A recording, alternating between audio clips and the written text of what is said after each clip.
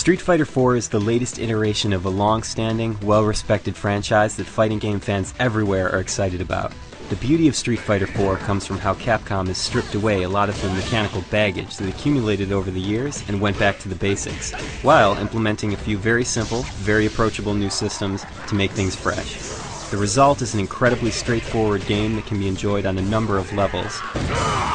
Beginners will recognize classic moves that are easy to execute, and series vets can dive in and start a decade-long analysis of all its subsystems.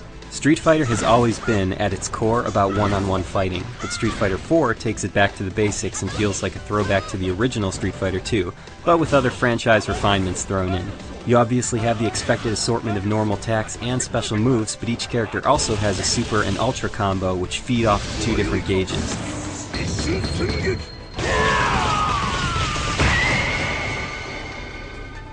The Super meter builds up as you fight, while the Ultra meter fills as you get hit.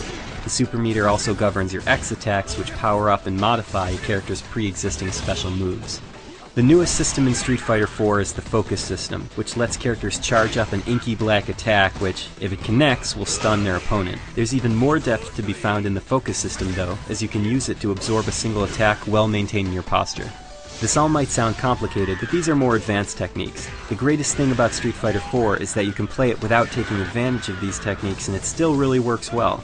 Casual players will pick up a controller and pull off all these traditional moves without breaking a sweat. There are enough minute points to keep the experience incredibly rich for a long time. The new characters in Street Fighter IV are awesome and definitely add something to the mix. Whether you're dominating the ring with the zany antics of El Fuerte, or you're being all sorts of stylish with Crimson Viper, gamers will fall in love with at least one of the new faces. On the other hand, the roster is filled with an impressive number of classic fighters, including fan favorites like Reveiw, Ken, and Chun-Li.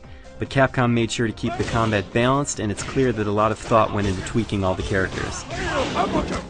Some fighters, like the infamous T-Hawk, don't show up in Street Fighter IV, but I don't see people complaining about those exclusions anytime soon.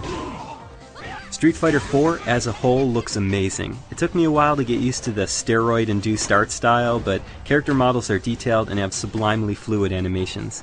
Even though all the characters are in 3D, it's nice to see that the game is still a 2D fighter at heart.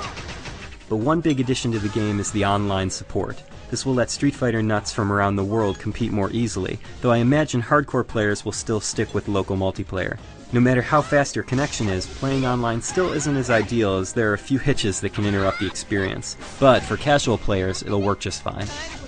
I really only have one major complaint to level at Street Fighter IV. I love anime, but the anime cutscenes that bookend each character's arcade mode are terrible. They tell you almost nothing about the story and they're poorly animated. I would have much preferred to see Capcom use the in-game engine for all its storytelling.